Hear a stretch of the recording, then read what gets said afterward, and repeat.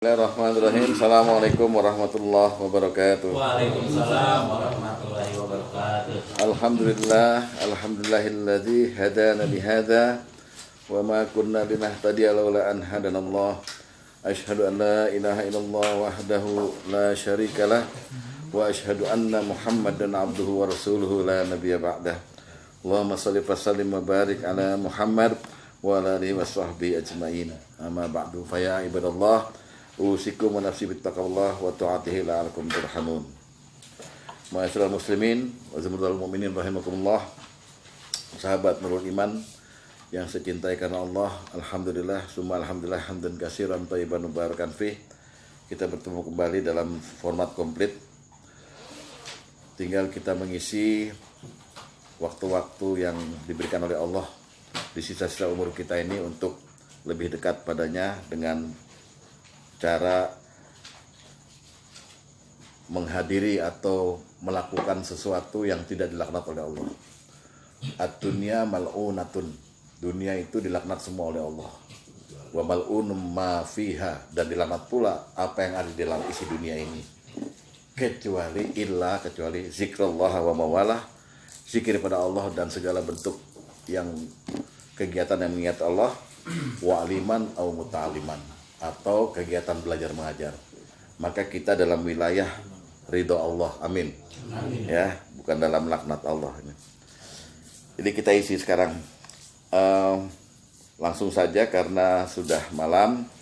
Kita masuk kepada bab terakhir dari jima yang ada di bagian munakahat. Jadi sekarang kifayatul jima, ya, kaifiyah jima, cara-cara jima. Tadinya saya membawakan 3 kitab kuning nih. 1 Qurratul Uyun, 2 Al-Mughni dari Ibnu Qudamah yang cerita masalah jima. Tapi itu semua isinya pendapat.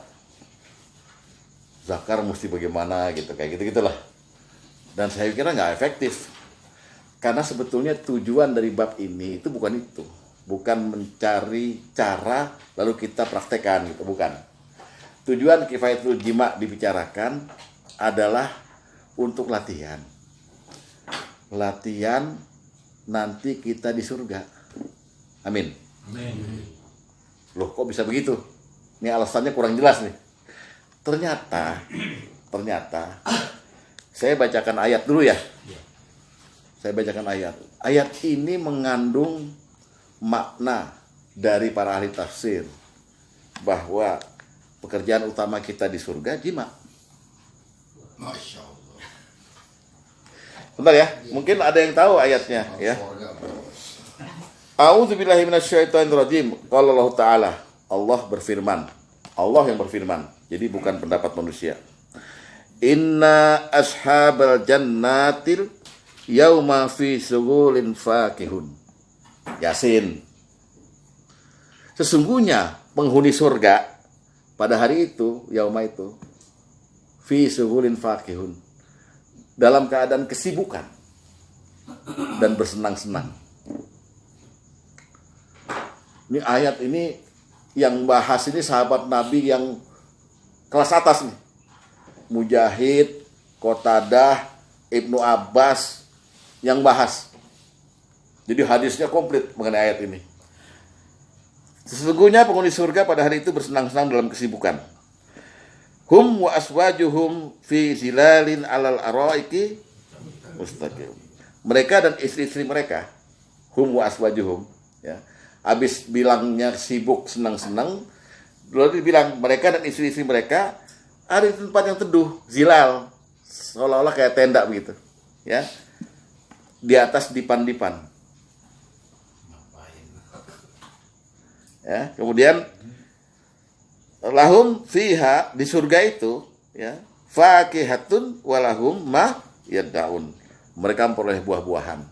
Buah-buahan ini sekadar sebutan secara kinayah, ya, dari Allah. Bapak kalau makan buah di dunia ini ada berasa senang nggak? Ada berasa senang nggak? Apalagi buah-buahan itu yang kira-kira Bapak nggak sanggup beli. Kayak anggur gitu, sekilo 200.000, anggur yang cakep, total buah segar gitu. Dapat kita gratis gitu, makannya disayang-sayang gitu. Dilap lagi, masukin kulkas, terambil lagi, grauk. Saking senengnya kita sama vitamin itu. Jeruk kayak udah ratusan macam, pisang segala macam gitu. Nah, ini menggambarkan kesenangan gitu. Buah-buahan tuh. Mereka memperoleh di dalamnya. Dan mereka diberikan apa yang mereka inginkan. Nah, Yasin ini ayat 55, 56, 57 ini saya bacakan tafsirnya dari Jalalain. Ya, saya bawakan khusus nih, tafsir Jalalain. Ya. Kata Jalalain itu ada dua. Dua-duanya namanya Jalaluddin. Makanya dipanggil dua Jalal. Ya, Jalaluddin Suyuti dan Jalaluddin Al-Mahalil. Lihat ya, saya bacakan baik-baik. Pada ayat 55 disebut oleh tafsir ini, sesungguhnya penghuni surga pada hari itu dalam kesibukan. Syugul itu kesibukan. Kesibukan ini oleh tafsir yang lain diartikan sebagai sampai-sampai mereka nggak sempat jenguk orang di neraka. Jangan yang jenguk, mikir orang di neraka aja nggak sempet, saking sibuknya. Padahal di neraka itu mungkin aja ada saudaranya, ada siapa gitu yang dikenal dulu gitu. Ya kalau kita orang beriman nanti Pak, nyariin sahabat Pak. Ya, Yus kemana? No gosong, kan gitu misalnya. Nauzubillah min dzalik. Tapi ini nggak sempet. Kata-kata syugulin itu nggak sempet. Dia akhirnya sibuk sesibuk-sibuknya. Lalu apa kata nih? Tafsir Jalalain. Lihat. Mereka tidak menghiraukan lagi apa yang dialami oleh para ahli neraka. Dari kata-kata syukur tadi, ya. Karena mereka sibuk dengan kenikmatan-kenikmatan yang sedang mereka rasakan, seperti memecahkan selaput darah para bidadari. Ah, ada? Oh, ya udah. Ya.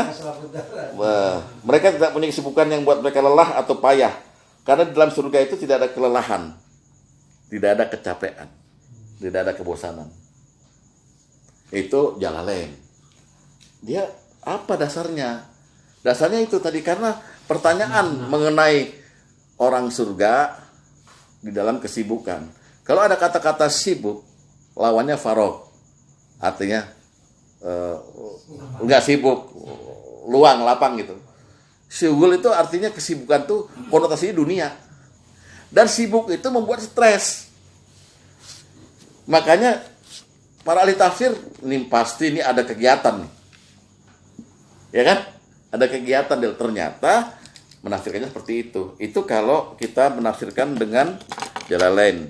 Sekarang Ibnu Katsir. Ya, Ibnu Katsir malah mengulang-ulang kata-kata memecahkan selaput darah itu.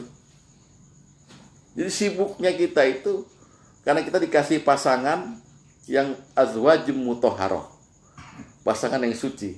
Bahkan di beberapa ayat di juz sama tetap perawan setelah dipakai.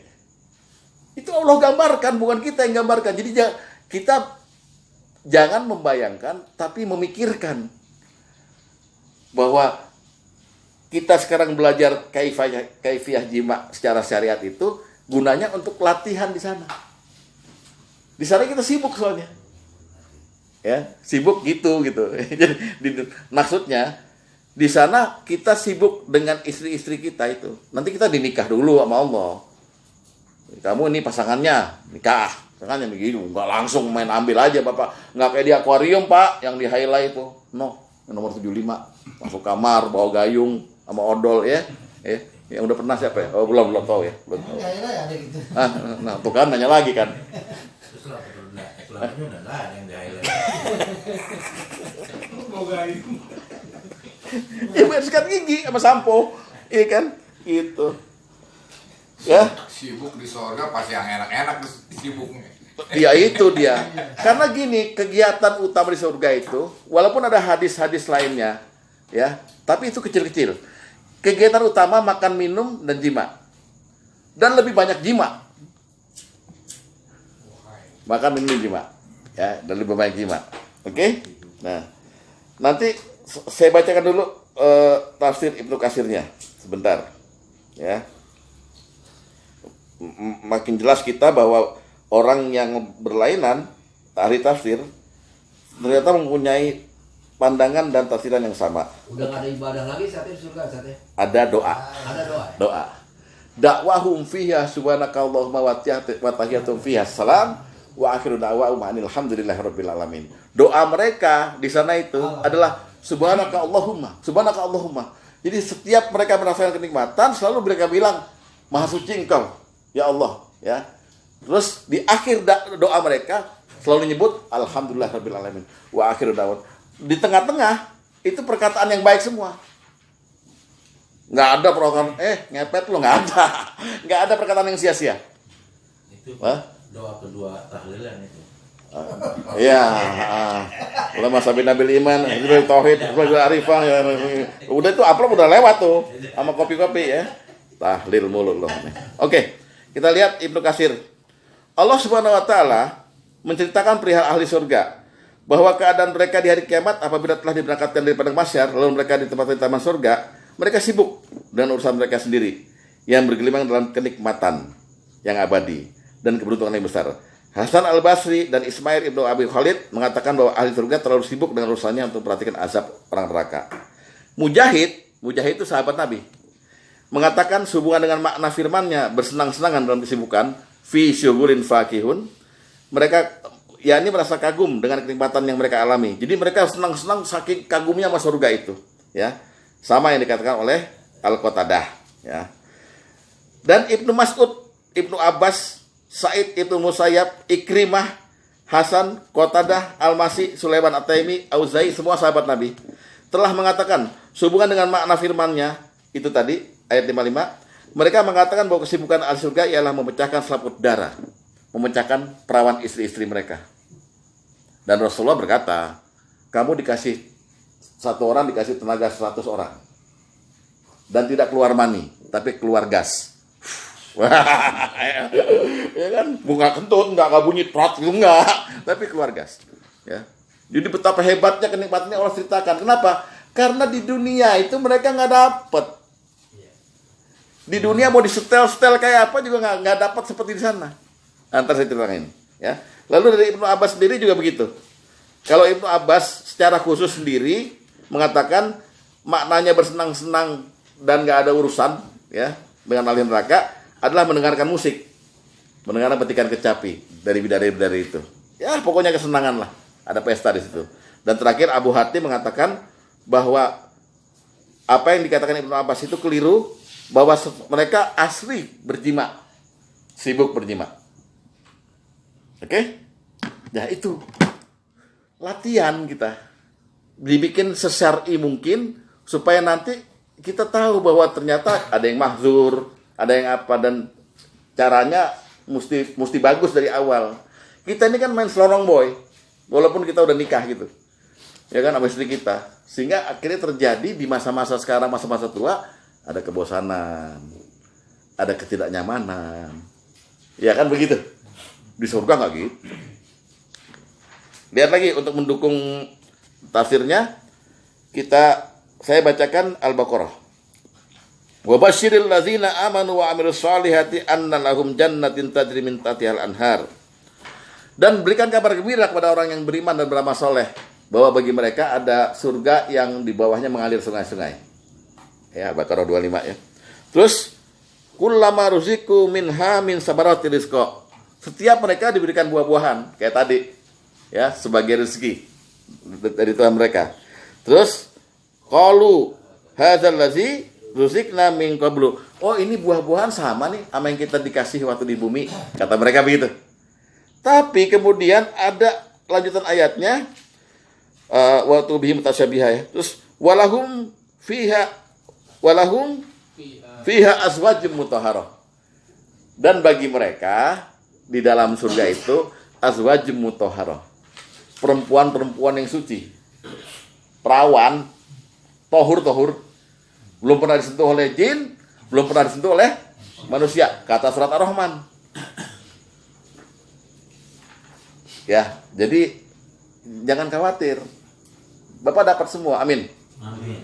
Ya, orang yang terakhir masuk surga dikeluarkan dari neraka karena sempat sujud, dan baca la ilaha illallah, Allah keluarkan dari neraka walaupun 2000-an tahun.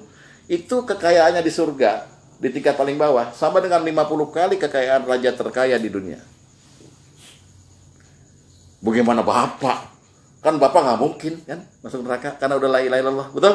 Betul. Iya, tapi nyopet sama aja kan. Akhirnya masuk juga, dicuci dulu. Gitu ya. Jadi ini penting ya, ini penting karena emang tujuan akhir kita kan surga. Ya. Nah, lanjut lagi untuk mendukung ayat yang tadi ada di surat Al-Hijr, surat 15 ayat 47 dan 48. Coba buka. Surat 15 ayat 47 dan 48. Dalam surat Al-Hijr ini Allah gambarkan begini, ahli surga itu. Wa naza'na ma fi sudurihim min ghil. Ya.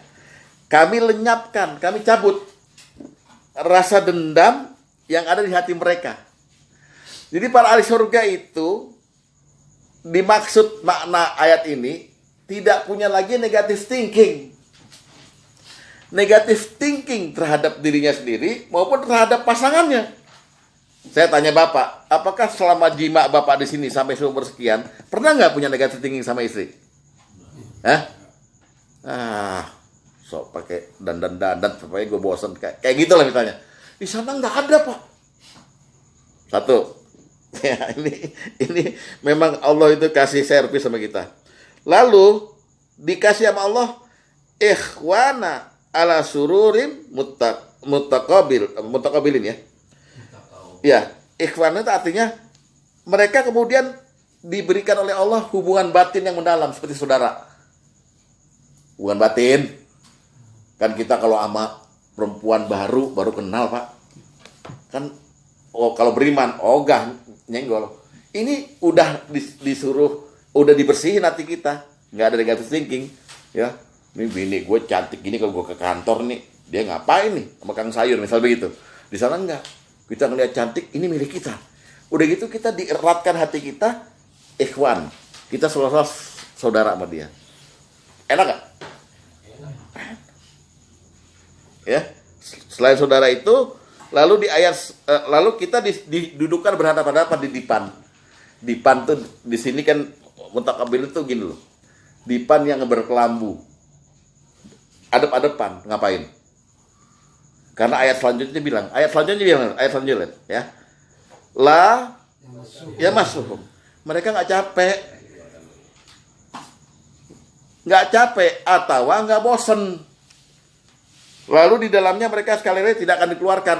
Artinya acaranya terus menerus, continuous. No.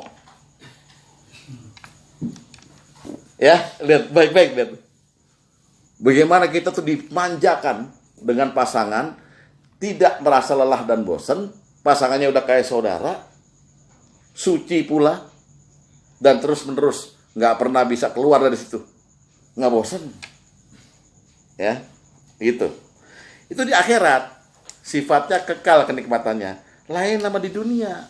Ar-Rahman bilang apa? Setiap yang ada di dunia ini sifatnya fan.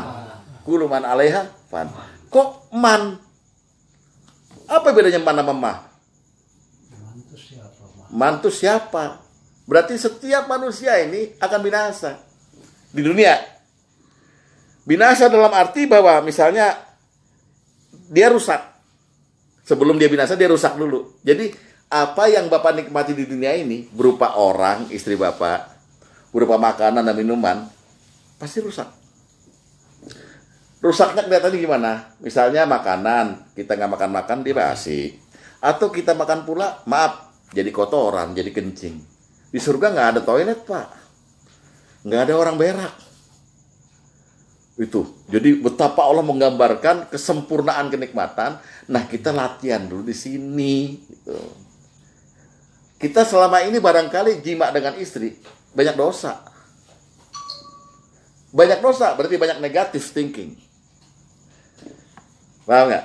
Nah, makanya Rasulullah bilang baiti jannati, rumahku surgaku. Maksudnya ciptakan surga.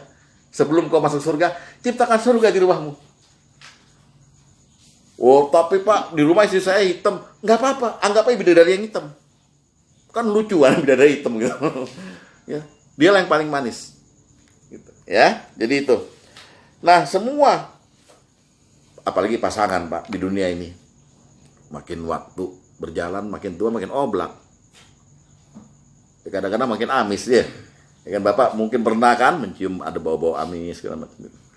Di sana tohur, bersih, suci. Nah, itu gunanya kita tahu jima di sini itu latihan kita untuk jima di surga nanti gitu. Dengan syariat, dengan yang baik lah kira-kira itu. Nah, apa yang dibicarakan dulu di bab ini ada 3 kan ide ya. Apa yang kita mesti lakukan sebelum jima, saat jima, dan sesudah jima. Sikap kita sebagai muslim dan mukmin yang taat pada Allah dan Rasulnya kayak apa tuh mengenai jima. Jangan Bapak pikir udah jima tuh ngilangin puyeng doang. Karena kesian diri kita jadi berdosa gara-gara itu. Walaupun ada tujuan jima untuk apa Pak Tom? Untuk melampiaskan hawa nafsu ya. Ya kan? Untuk bersenang-senang ada. Tapi kan bukan itu utamanya. Ya. Oke. Jadi kita mulai ya. Pelan-pelan ya. Nanti kita akan bagi cuman dari dua bagian aja. Pertama di prajima ini ada 2. Satu masalah sikap, masalah persiapan. Kedua masalah pemanasan. Kesehatan satu, Pak. Persiapan. Oh, kesehatan. Persiapan. Kedua pemanasan. Tapi Bapak nggak akan nyangka ternyata untuk mendapatkan jima yang mendekati sempurna itu mungkin kita udah telat. Karena nggak tahu ilmunya jadi udah telat gitu ya. Jadi apalagi kita udah berumur semua gitu. Tapi nggak apa-apa. Nanti kita didik anak kita supaya rumah tangganya seperti surga, gitu ya. Cari lagi Pak Tom. Cari lagi. Sekarang masuk kepada prajima di persiapan. Persiapan itu ada 2, yaitu sikap batin dan pembenahan fisik. Ada sikap batin segala pengaman. Sikap batin kita dan pasangan kita, dan pembenahan fisik kita dan pembenahan fisik daripada istri kita. Ya. Supaya jima yang sempurna itu tercapai loh. Jima yang syariat tercapai. Ya. Nah, ada sebuah rahasia dari Rasulullah SAW, ya, Nabi yang tidak pernah keluar dusta dari mulutnya, bahwa apabila kalian ingin menikahi seorang wanita, ya, pengen nikah seorang wanita, kan disuruh cari yang walud, ya kan, yang subur dan segala macam. Tapi ada satu perintahnya yang kita jarang dengar nih. Apabila kita mau kawin dengan seorang wanita, ya, atau beli seorang hamba saya yang bisa ditasari ya, maka hendaklah dia memegang bagian kepala wanita itu dulu. Pegang bagian kepala wanita itu, lalu hendaknya dia berdoa di atas kepalanya itu. Apa doanya? Minta supaya dia difungsikan secara maksimal untuk saya. Jangan ada kejelekannya mampir di saya gitu. Itu dulu sebetulnya. Pegang kepalanya, Pak. Iya. Ada Waktu ngelamar boleh lah, kan lagi di foto-foto. Ah, berdoa di situ. Ntar yang lain bilang, wah dukun nih kali, melet itu. pegang palanya gitu. Iya. Periksa ada pakunya. Ya, bener po. Nggak, ini namanya sikap batin. Dari dulu apa pelajaran ini? Ya kan belum kenal gue. Dulu kan lu di Amerika berandal kan? Gue kan udah. Ya kita lihat hadis pertama dulu. Ya. Hadis pertama. Lu gak usah bangun kalau cuma bagiin doang. Sekalian aja bagiin gitu. Nah, itu jangan ngomong. Oh iya kalau udah bangun. Dari Amr bin Syu'aib, dari bapaknya, dari kakeknya, dari Nabi SAW, beliau bersabda, apabila seorang dari kalian menikahi seorang wanita atau membeli seorang hamba, maka hendaklah dia memegang bagian depan kepala wanita tersebut, jidatnya ya, dahinya. Setelah itu hendaklah dia berdoa dengan keberkahan wanita itu dan hamba-hamba yang dibelinya itu dengan ucapan, Allahumma inni as'aluka khairaha wa khairu ma jabaltaha. Wahai Allah, aku meminta kepadamu kebaikan dan apa yang kau ciptakan dari atasnya, maaf ya, bukan akhlaknya, dari atasnya. Maksudnya dari atasnya itu. Lalu kalimat selanjutnya, wa a'udzubika min syarriha wa min syarriha jabaltaha alaih. Dan aku berlindung padamu dari kejelekan dan dari kejelekan yang kau ciptakan atasnya. Jadi ini Bapak pernah nggak dibangkang sama yang di rumah? diajak tapi nggak mau dia, pusing gue. Hah? Pernah? Kalau bapak udah doa begini, nggak pernah ada perlawanan. Malah bapak minta supaya kejelekan dia soal jima, soal hapus semua. Kita tinggal dapat istilahnya apa? Nangkanya, getahnya udah kita buang, udah minta Allah supaya dibuang gitu. Pokoknya kita nikmatin betul gitu. Nih persiapan ini, sikap batin namanya. Ya, tapi kata Pak Tam udah telat. Ya. Iya betul. Ini bagi yang mau ngelamar baru, ya, agak pegang. Ya. Tapi jangan disetel dulu, jangan dipakai dulu, harus dinikah dulu. Jabal Taha. Oke, itu satu. Jadi sikap batin kita berdoa kepada Allah, ya, persiapan nih. Lalu yang kedua, kita usahakan menyebar kemesraan, memancing kerinduan. Kalau udah nikah nih, udah nikah. Jadi jangan diem-dieman, Pak. Rayu-rayu. Nah, contoh Rasulullah. Lihat. Hadis nomor 2. Dari Hisam bin Urwah dari ayahnya, hadis nomor 2, lihat. Dari Aisyah dia berkata, tidak ada hari kecuali Rasulullah SAW selalu mengunjungi kami para istrinya satu persatu. Dan beliau, nah ini, fayadnu wayal misu min ghairi masis. Beliau memberi kemesraan kepada kami tanpa melakukan jima. Sehingga ketika beliau sampai kepada istri yang mendapat gilirannya, boleh bermalam di tempatnya. Tahu nggak, ninggalin jejak. Sayang, apa kabar, Dir? Ntar ya, kamu rebo ya? Oke. Paham nggak? Bikin kangen. Ya, tapi yang ganteng kayak saya yang bisa, ya. Kalau bapak-bapak kan, lo potongan lo gitu kan. Soalnya nggak bawa duit kan ya. Paham ya? Rasul nyontoin tiap hari. Jadi kalau mau berangkat kantor, jangan lupa malam ya, gitu. Atau ya sindir kayak malam Jumat nih ya, gitu. Bikin dia kangen. Banyak yang jadi mesra itu. Apa? Banyak. Ya itu kan 3, gitu juga. Ngomong banyak kenapa? Emang kita belum gitu. Satu mesra susah. Tuh kan? Dia nggak tahu yang satu ya. Ini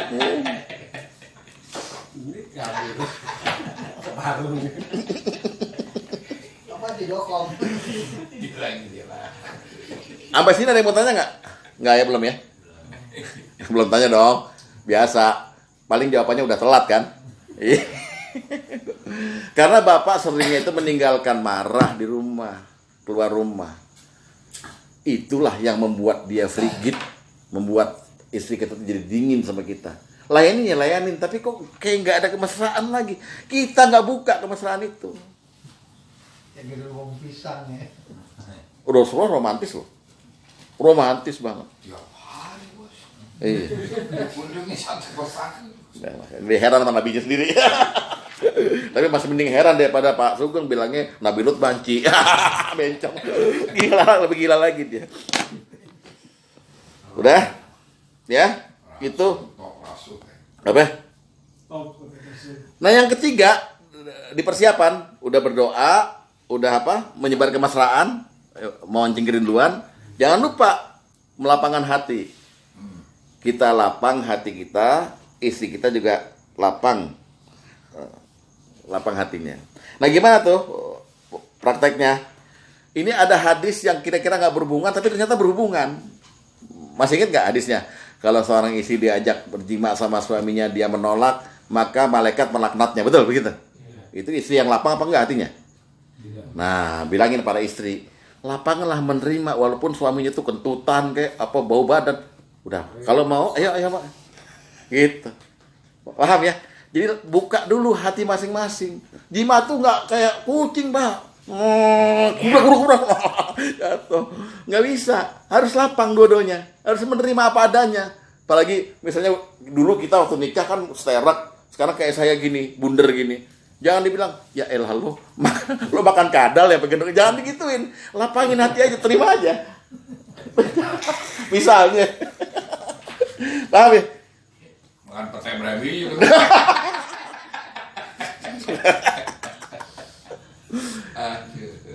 Tutupin kerendahan diri dia, bukan rendah hati. jangan sampai dia itu minder di depan kita. Begitu pula sebaliknya. Jadi jangan dibilang habis operasi kok rada bundar. Jangan ditelak badannya. Lapangkan hati terima. Ya. Hadis nomor ke-8 dulu. Hah? Susu wewe. Apa nih? Ya susunya wewe kan udah. Iya, apalagi ini. Ya, dari Abu Hurairah dari Rasulullah SAW beliau bersabda, bila seorang suami mengajak istrinya ke pelaminan untuk melakukan hubungan badan, lalu istrinya menolak, sehingga sepanjang malam suaminya marah, maka malaikat akan melaknat istri tersebut hingga pagi hari. Atau di hadis lain hingga suaminya ridho. Ngapain nyiksa suami? Suami yang ditolak begitu, dia ke teras pak, dia ngerokok, 2 bungkus setengah, ntar hansip lewat, beliin gue rokok, habis rokoknya. Dia ngerokok terus sampai udah tahrim, assalatu wassalamu alaik, udah subuh, wah langsung dapat. Kenyik kan? Nah, bilangin para istri, kalau kamu tidak lagi haid, walaupun kamu lagi ada masalah, layani aja, ntar seger deh. Gitu. Jadi lapangkan hati. Begitu pula suami. Suami nggak boleh, apalagi di depan istri di hadis yang mau saya bacakan nanti. Sampai ketika mau jima, mau ngajak jima itu masih nyari-nyari kesalahan. Tumben lo pakai ini. Nah, kebetulan istri lagi pakai tank top sama CD doang. Lo dibeliin siapa tuh? Wah. Nyari-nyari kesalahan seolah-olah istrinya berkhianat. Padahal istrinya pengen kasih kemesraan pada kita. Nggak lapang hati kita. Bubar pak itu pak. Itu namanya budak nggak peka. Hadis nomor 14.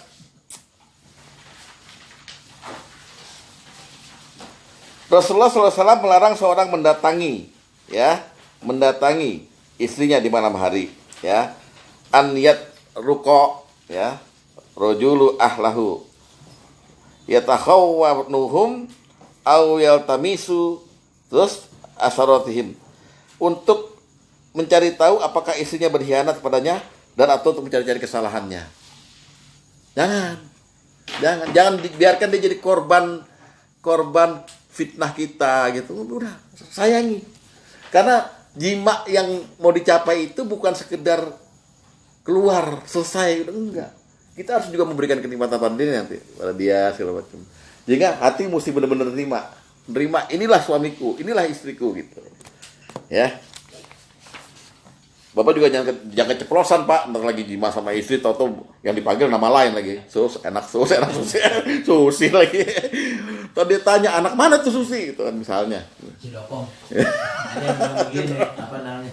Belum mau dilayani kayak gini suami yang bagaimana? Belum dilayani yang besar suami. Loh, enggak, makanya asumsinya kita orang beriman. Orang beriman yang memang sudah siap, udah tahu ilmunya bahwa memang tetap dia di bawah kendali kita. Nah, ayo, gitu. Jadi lapangkan hati, doain dari awal, gitu kan? Lapangkan hati dan sebelumnya selalu menyebar kemesraan, menyebar rasa ingin tahu dia. Ya bohongin dikit lah gitu. Tak malam jangan lupa loh, gue udah kuat nih sampai 2 jam lebih gitu misalnya. Ya bohongin, padahal seperti 1,5 menit loh, cabut. Apalagi si Yus tuh. Dah. Sekarang itu kan tadi persiapan. Batin. Oh iya, sikap batin. Sekarang pembenahan fisik. Mohon maaf untuk laki-laki dulu, ya. Jadi bapak sebetulnya harus bisa mengalah untuk menang. Jadi jangan punya target, maaf ya, keluar, dah, tidur, ngorok gitu. Tapi harus dibarengi dengan persiapan kekuatan gitu loh. Durasi itu subjektif, Pak. Besar kecil juga subjektif. Tapi bagaimana kita siap, jangan sampai seperti sahabat Nabi yang namanya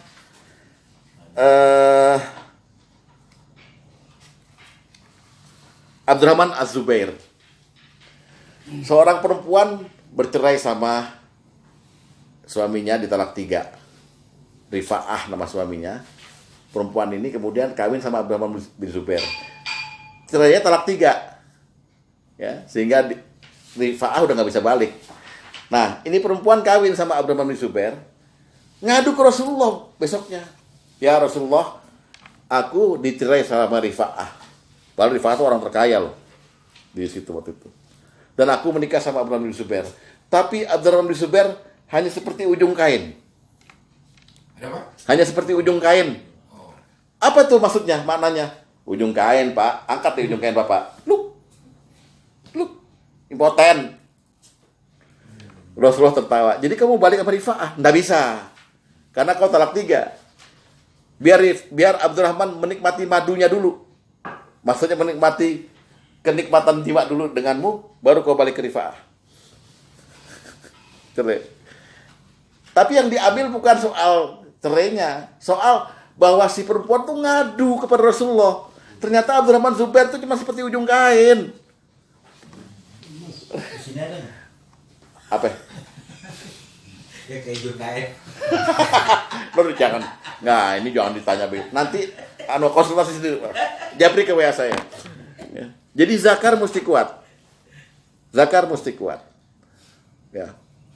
Kita tidak bicara durasi, tidak bicara besar kecil. Padahal tadinya mau saya omongin dari kitab Al-Mughni. Ya. Tapi nanti untuk latihan pribadi ya monggo ke saya, WA saya ya. Yang mau lebih dipermak lebih bagus, oh bisa ya. Tapi ada biayanya, nggak kayak ngaji gini. Yang satu berarti yang cuma satu. Kalau udah 3 sih nggak perlu konsultasi lagi. Loh, karena yang udah 3 bercabang 3. Ya. Ya, coba buka hadis nomor 5. Kayak gingsengnya. Dek tolong baca, Dek. Hadis nomor 5, Dek. Bismillahirrahmanirrahim. Dari Jubri, dari Urwah, dari Aisyah, dia berkata, mantan istri Rifa'ah Al-Quraisy datang kepada Rasulullah SAW dan berkata, aku mantan istri Rifa'ah. Dia menceraikanku hingga 3 kali talak bain. Kemudian aku menikah dengan Abdurrahman bin Zubair. Wa ma ma'ahu illa mislu hudbatis saubah. Ya. Tetapi tidaklah aku bersama Abdurrahman kecuali ia bagaikan ujung kain jari. Ujung kain saja. Lo solawat.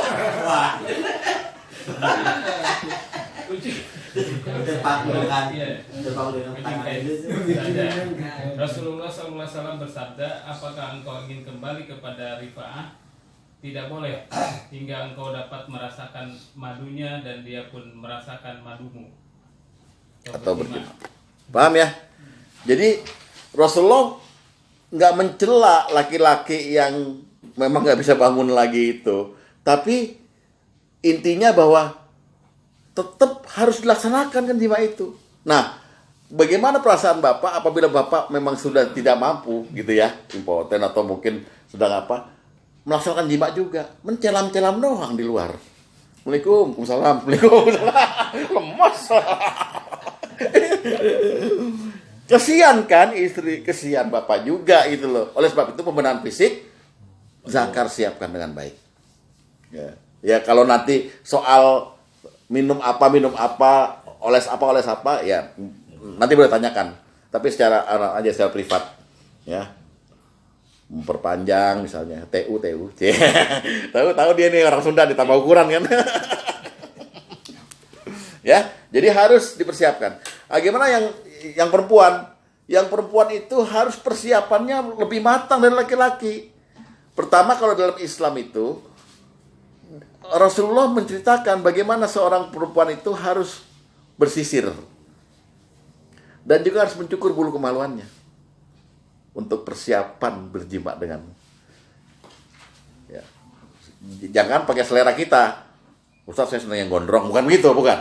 Tapi intinya lebih gampang berpenetrasi dan gitu. Seperti itulah kira-kira.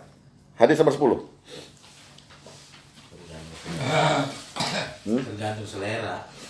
Dari Jabir dia berkata, kami pernah bersama Nabi SAW dalam satu peperangan. Ketika kembali ke Madinah, kami segera masuk ke rumah guna mengenai keluarga. Maka beliau bersabda, bersabarlah sampai kau memasuki waktu malam, ya ini waktu Isya, agar wanita-wanita likaya, ya, wanita-wanita yang kusut dapat bersisir dan wanita-wanita yang ditinggal lama dapat berhias diri. Ya, ini diuraikan panjang, Pak. Ya pakaiannya yang seksi, ya badannya yang harum, segala macam. Hadis nomor 7. Hadis nomor 7. Jika salah seorang dari kalian datang pada malam hari, maka janganlah dia meninggalkan istrinya. Maksudnya jangan surprise gitu, malah nggak senang dia. Berilah kabar terlebih dahulu, sekarang kan zaman WA, agar wanita yang ditinggal suaminya mencukur bulu-bulu kemaluannya dan menyisir rambutnya. Nggak sampai botak nggak apa-apa. Ada Iya. bahasa gitu ya. Ih, kok ada bahasa begitu tadi? Tadi bilangnya tergantung selera, sekarang ketawa dia. Cepat semi. Ini kan nanti persiapan fisik, Pak. Paham? Ini cerita yang udah berumah tangga apa yang bapak baru ini? Udah berumah tangga sama istri. Apa yang baru ijab kabul gitu pasti? Iya, Pak. Iya, sama semuanya. Apalagi ini, Yang baru berumah. apalagi sebenarnya ini ditujukan untuk orang yang 3 hari baru pulang gitu loh. Jangan main datang telepon dulu aja. Saya di Lebak Bulus nih. Dia langsung ambil silet gol. Syukur. Itu. Jadi benar lah, kemarin ngomong tanya dulu main nggak gitu ya, kalau pulang. Oh, gitu ya. Jadi nanya men apa tidak? Iya, ini kalau mau pulang nanya dulu. Oh, nggak apa-apa. Istri haid kan masih bisa di ini, asal jangan masuk. Keluar aja gitu, lulus aja gitu. Enggak, dianya. Emang mau lapor nggak? Udah, ya. Jelas ya persiapan fisiknya. Laki-lakinya juga mesti kuat, mesti cakep, ya, romantis, ya, yang penuh kerinduan. Perempuannya juga mesti cantik. Cantik di mata kita, nggak usah cantik di mata orang lain. Cantik di mata kita, seksi di mata kita. Terjadilah itu romantisme dalam jima itu, gitu loh. Ya, Pak Iskandar sempat bocor nih cerita sama kita. Saya mandi berdua, ketahuan apa anak perempuannya pulang, padahal lagi mandi berdua deh, ya kan? Gitu. Pak Ino kan belum pulang nanya dulu Pak Ino. Nah, itu persiapan fisiknya. Di samping di sini di mana? Di prajima ini disyaratkan juga oleh Rasulullah ketika kamu memulai maka wudu dulu. Wudu dulu, Pak. Berwudu dulu. Inilah hadis yang mengatakan juga bahwa wudu tidak hanya untuk sholat. Baca Quran, wudu dulu. Kenapa? Karena takzim dengan kalamullah. Gitu. Ada muadzan, ya, wudu dulu. Dan lain-lain semuanya, termasuk mau jima. Ini baru persiapan kan? Udah kemesraan, udah lihat, cukur loh gitu ya. Wudu kita. Kalau di kitab Al-Mughni, Rasulullah menambahkan sholat surat 2 rakaat dulu, ya kan? Zikir dulu, subhanallah wa bihamdihi 100 kali. Tiduran ya, ngorok. Nggak jadi loh. Ini nggak usah, makanya nggak saya uraikan. Wudu, yang penting wudu. Dah? Oke, kita ke bab selanjutnya, bab pemanasan. Kalau tadi kan persiapan, ya. Sekarang pemanasan. Jadi panjang sama itu nggak diterangin ya? Apa tuh? Panjang sama Pendek. besar apa tadi? Ya, nanti aja WA saya. Oh, Itu privat. Privat aja, ya. Soalnya masuk YouTube nanti sangkain saya Pak ya. Karena ada formula-formula dari alam ini gitu ya, dan ada budaya dari Arab gitu yang bisa kita pakai, kita tiru gitu ya. Untuk bukan merubah loh. Sama dengan Bapak cukur rambut lah. Ya kan? Udah mau tambah ganteng gitu. Artinya menjadikan dia perkasa kayak gitulah. Kira ya. Akhirnya kita nggak perlu minta lagi gitu. Kalau kita udah kuat Pak Tom ya, udah nunjukin kita kuat. Malah dia yang bilang, gitu lah, ada bel buat kita. Dia yang manggil kita jadinya. Dia yang minta. Itu prestasi Pak. Prestasi. Jangan kita yang ngerengek-rengek. Ayo dong. Mending dikasih. ATM lo diminta dulu. Mana kartu ATM? Gitu. Ya kan? Tapi dia yang minta. Pak Asep ketawa berarti Pak Asep diminta kartu ATM. Berarti kartu ATM dia diminta.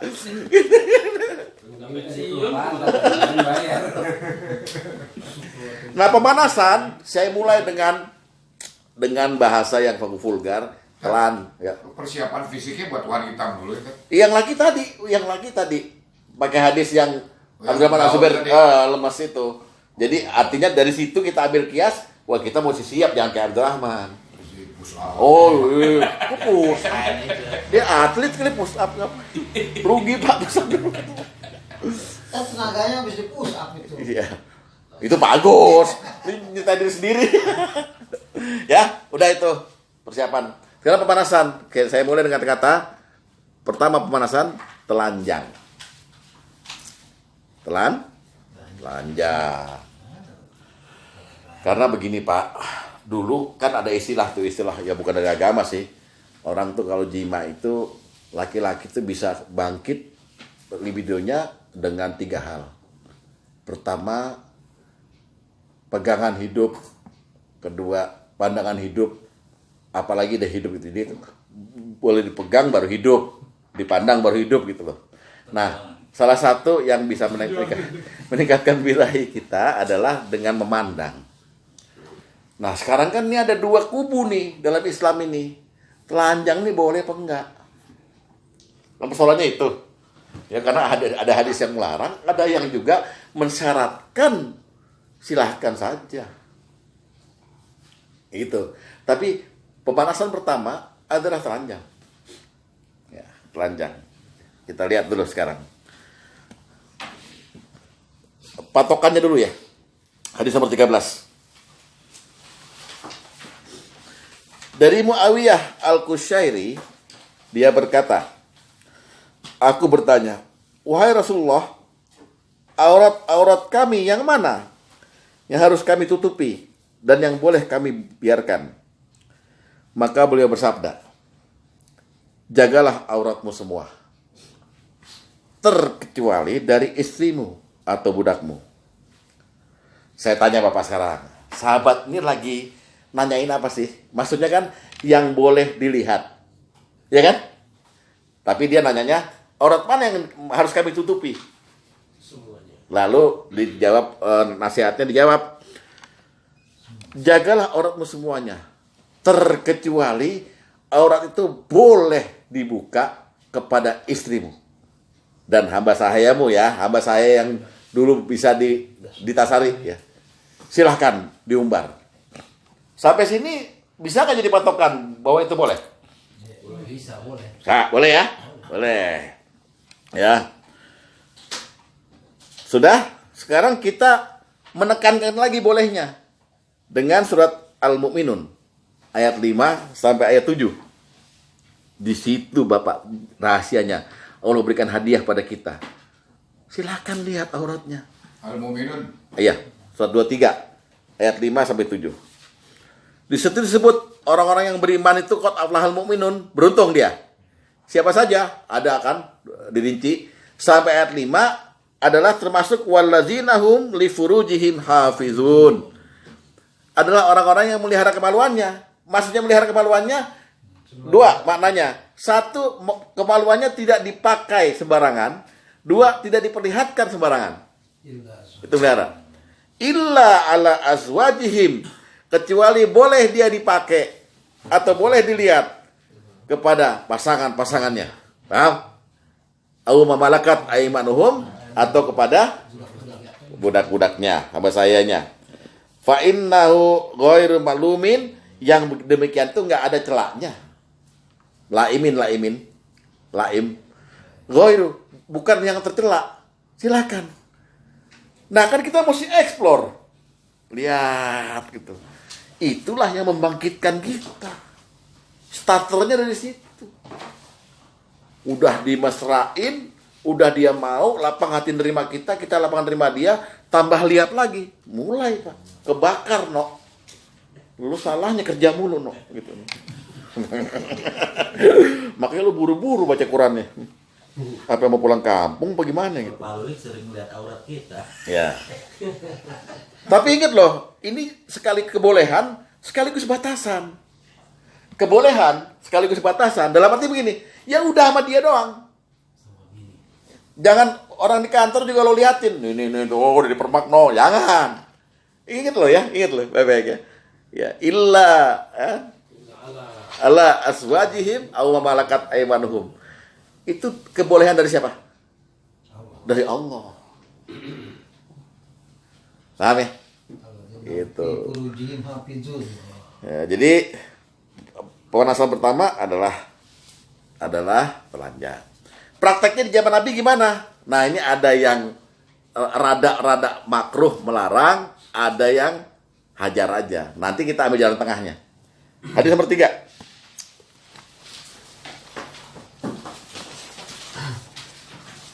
Dari Mansur, dari Ibrahim, dari Al-Aswad, dari Aisyah, dia berkata, kuntu agtasilu ana wa Nabi sallallahu alaihi wasallam min ina'i wa wahid. Aku dan Nabi sallallahu alaihi wasallam pernah mandi bersama dari satu bejana. Bapak jangan bayangin pakai shower, jangan bayangin pula pakai bak sama gayung. Satu baskom gede dipakai berdua, mandi junub yang harusnya semua terbasuh air. Telanjang nggak mereka? Enggak Ustaz. Mereka pakai ini dulu. Ntar kalau mau dilap, ayo buka, lap lagi, tutup lagi. Telanjang. Nah, ini indahnya Islam. Ya, Pak Sugeng masih ngebayangin yang cukur tadi tuh.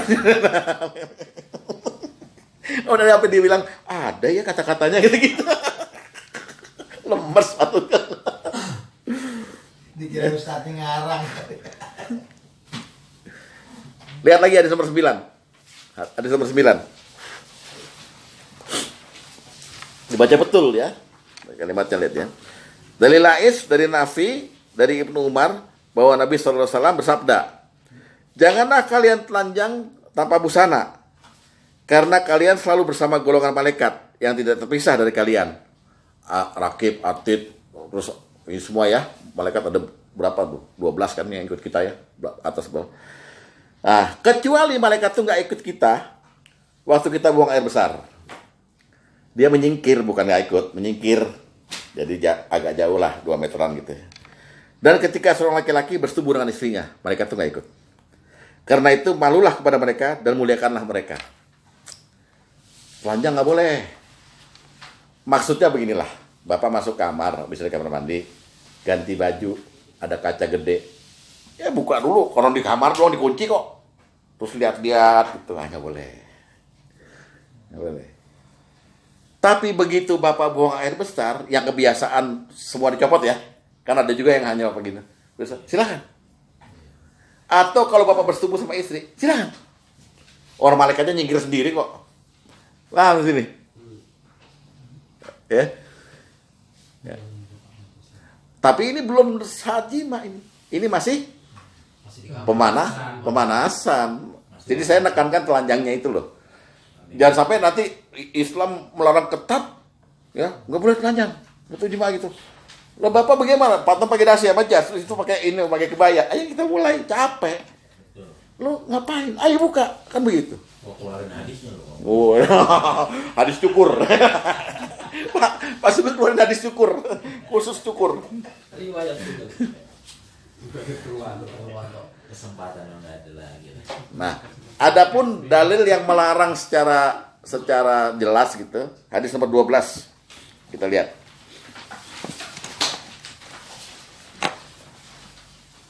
Dari Abu Hurairah, dari Rasulullah SAW, beliau bersabda, apabila salah seorang dari kalian mendatangi istrinya, maka hendaklah menggunakan kain penutup.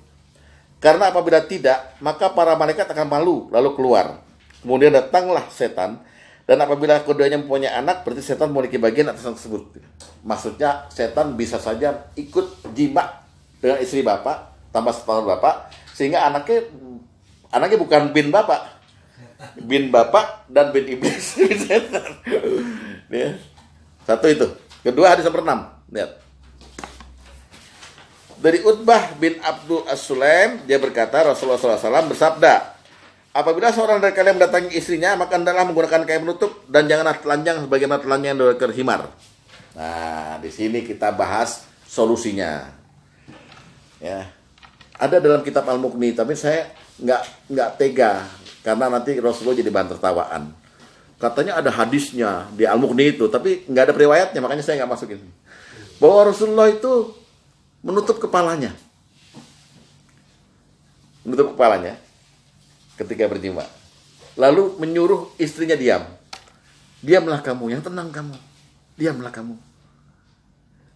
Diikuti oleh Abu Bakar kemudian menutup kepalanya juga. Artinya malu pada Allah gitu. Nah, sekarang pertanyaannya, apabila kepalanya ditutup, badannya ditutup nggak? Akhirnya jalan tengahnya begini. Ya, enaknya jalan tengahnya nih. Ketika pemanasan silahkan full telanjang. Ketika mau mulai, tutuplah semua. Paham? Apanya ditutup? Badan. Hah?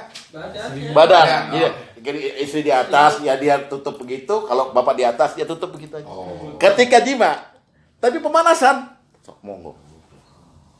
Karena kebolehannya ada. Paham ya? Jadi pemanasan silakan. Wah. Mau mulai. Blok. Wah, ya kan? Ngerti ya? Waktu pemanasan malaikat nggak ngeliat itu. Lihat. Awah lap. Kan gue golongan manusia bukan malaikat. Gue pernah nyamuk. Tanyain sendiri. Tadi kan dibilang dalam hadis malaikat malu keluar. Ya udah tutup. Kita tutup dia masuk lagi gitu tadi. Kak? Supaya nggak ada jin gitu, setan tadi. Dia jagain, kalau setan nggak mau. Justru setannya begini lihatnya. Wow, gitu kan. Ini sih bahasnya begitu. Panjang berdua tutup. Ini gitu, jangan goib-goib. Pokoknya yang dibahas yang nih goib. Maksudnya gini loh.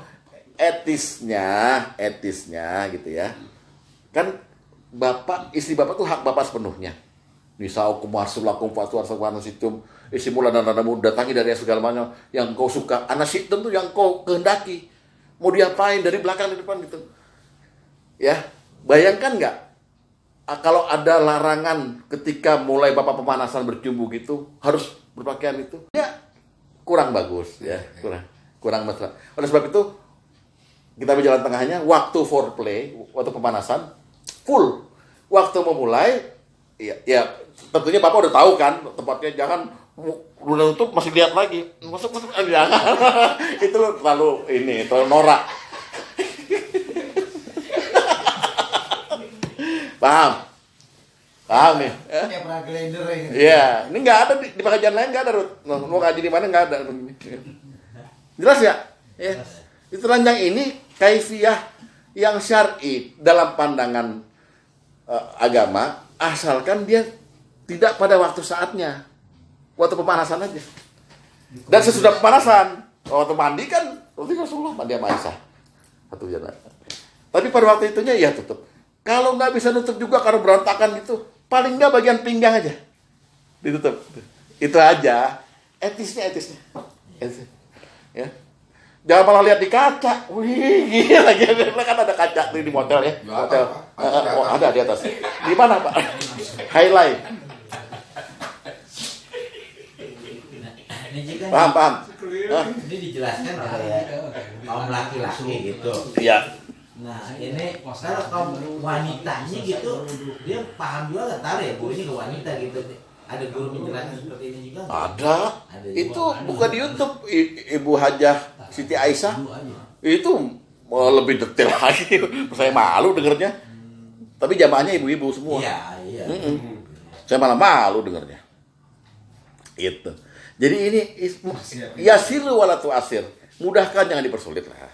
Istri sendiri, ya. Dan budak pada zamannya kita boleh memiliki budak, jangan pembantu juga disamain. Sini loh. Udah boleh nih, ada hadisnya. Suruh buka. Kelewatan ya. Mending gaji ditambah. Paham? Ya. Jadi ini kaifiyahnya betul-betul hanya dari hadis sahih dan ayat aja. Saya nggak ambil dari kitab yang itu, yang apa kelihatannya kurang inilah, nggak terlalu etis bicarakan di sini. Pendapat. Sini berapa? Udah nggak ada yang tanya ya? Nah, jadi itu pemanasan pertama telanjang, Pembatasan kedua, foreplay. Foreplay itu permainan awal. Atau dalam bahasa kita, cumbu rayu. Cumbu rayu. Harus. Kalau udah nafsu juga boleh cemburu lagi. Nah itu dia. Nanti di minggu depan akan saya terangkan kesalahan fatalnya itu. Kesalahan fatal. Sikat langsung ya. Ya, Pakai cumbu lagi. dengerin dulu Pak. Diciptakannya mazi. Mazi itu air yang keluar bukan mani. Atau dalam bahasa kedokterannya namanya prekum. Ya. Prekum itu keluar setiap kita merangsang. Laki-laki merangsang. Itu gunanya untuk pelumas. Perempuan juga ada prekum. Tapi prekum dia lebih lambat keluarnya. Harus dirangsang, dipancing. Bagi yang buru-buru nafsu, nggak cemburu rayu, dia hanya ingin supaya prekumnya cepet-cepet. Ngajarin Pada- berenang. Ngajarin berenang gitu. Bukan. Di bebeknya nggak syariat. Bebeknya nggak bebek Bali nggak syariat. Ini bebek syariat. Mungkin garmi laut maksudnya. Nah, bermain-main ini pernah Rasulullah kiaskan menanya pada seorang sahabat, kamu kawin sama janda apa perawan? Janda Rasulullah. Kenapa nggak perawan aja? Agar kamu bisa bermain-main dengannya. Nah, itulah dasar foreplay. Maksudnya agar kamu bisa mencumbunya, bisa kritikin, Neng, kopral, Neng, kopral. Itu, jangan dulu. Ada bercandanya. Kalau menjanda enggak. Apaan? Ayo ngomong nete. Gitu paling kitanya berusaha gitu. Maaf nih Pak Usep ya. Kita dibentak malah gitu. Tapi kalau sama yang nah itu ya. Jadi itu hadisnya itu. Yang pertama bahwa kita mesti foreplay. Rasulullah menganjurkan begitu. Tapi setelah si orang ini ditanya, dijawab oleh Rasulullah begitu, dia jawab lagi, aku punya saudara perempuan banyak masih kecil-kecil. Aku harapkan istriku yang janda ini mengasuh mereka. Oh ya udah kalau gitu nggak apa-apa katanya. Tapi sesudah ini kita ngobrol gini, kamu pulangnya segera ya, berjima dengan istrimu. Jadi Rasulullah menganjurkan begitu. Setiap kita capek, kita apa gitu, ke situ fasilitasnya. Lega kan? Kalau masih di sini kan ngebet kan kayak Pak Sugeng Cidokom kapan ya? Jam pulang belum juga gitu. Pak Ino, Pak. Jangan, kita Pak Ino kan memang rajin ngaji. Ya, gitu. Ayo hadis nomor ke-11.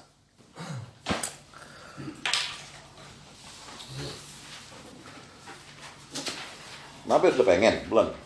Kalau baca hadis sudah pengen. Main cukur aja. Pohon bambu ditebang sama dia. Ya. Dari Wahab bin Kaisan dari Jabir dia berkata, aku pernah keluar ya bersama Rasulullah dalam sebuah peperangan. Beliau bertanya padaku, apakah engkau telah menikah? Aku menjawab ya. Beliau bertanya lagi, dengan gadis atau janda? Aku menjawab dengan janda. Beliau berkata, mengapa tidak dengan gadis? Fahalla jariyatan kula ibuha. La ibu itu main-main artinya. Watula ibuka. Supaya kau bisa bermain dengannya dan dia bisa bermain denganmu. Nah, ngerti nggak bermain? Ya. Aku menjawab, sesungguhnya aku memiliki banyak saudara perempuan, maka aku nikah dengan wanita yang bisa mengurus mereka. Dia berkata, sekarang kau akan kembali dari peperangan, jika telah tiba maka berjimaklah. Paham? Engkau bermain dengannya, dia bermain denganmu. Maaf kata nih, main tangan, ya kan? Tenggol-tenggolan. Ada kan yang macam-macam kan? Macam-macam semuanya. Itu saya tambahin hadisnya. 3 tangan. Iya. Tangannya litik ya. Ya, tangan yang litis. Jelas ya, foreplay dibutuhkan. Mengenai detailnya foreplay minggu depan, ya. Nah, yang kedua dari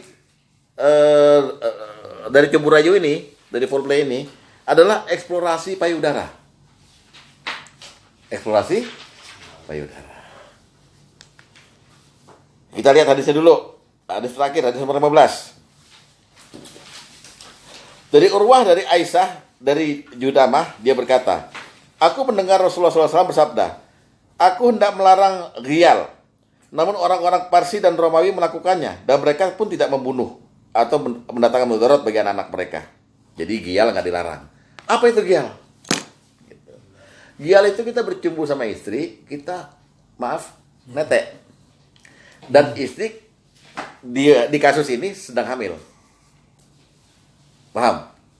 Kalau istri sedang hamil, masih keluar air susunya, atau setelah melahirkan, atau ya setelah melahirkan kan, keluar air susunya, ya, kita ikut nyusu sama dia, itu ada 2 yang negatif. Kita bisa dihitung sebagai saudara-saudara anak kita sendiri, atau susunya habis sama kita, anak kita nggak dapet. Paham? Nggak apa-apa, kata Rasulullah. Aku lihat orang rumahnya mau parsi, nggak kok. Nggak begitu. Jadi kita boleh sekarang mengeksplor istri kita dalam foreplay, kita bermain-main di payudaranya. Baik dengan oral maupun pegang. Boleh tuh netek. Ya elah. Ya enggak. Kalau yang enggak habis melahirkan, nggak hamil boleh juga gitu loh. Nggak keluar apa-apa. Ya. Tapi bisa diolesin Sprite dulu, boleh Coca-Cola ya. Ya orang jorok-jorok semua ini. Gitu. Ya. Nah, sebentar lagi itu dulu untuk hari ini. Kan? Nih, ini nggak bisa latihan buat surga nih. Karena belum hatinya udah nggak lapang. Asem-asem embat aja kali. Udah asem katanya. Pak, sekarang Pak, saya tanya sama Bapak ya. Mohon maaf nih baik-baik nih. Ini kita nggak nanyain pribadi. Cuman Bapak kan bilang udah asem gitu ya. Kita nggak tahu yang Bapak maksud. Kalau pasangan itu juga bilang dalam hatinya, udah pahit nih bocah, gini mana? Udah pahit nih orang gitu. Kan sama aja kan. Aki-aki juga. Hatinya nggak lapang. Lapangkan hati. Ya. Yang tadi tuh ya. Apa? Lapangan hati ya. Enggak, kalau yang tiap hari menyebar kemesraan. Ya, telepon WA, hai say, gitu kan. Jadi ada rindunya dia pada kita. Oke, demikian. Semoga ada manfaatnya dan mohon maaf atas segala kata. Usikum nafsi taqallah. Assalamualaikum warahmatullahi wabarakatuh.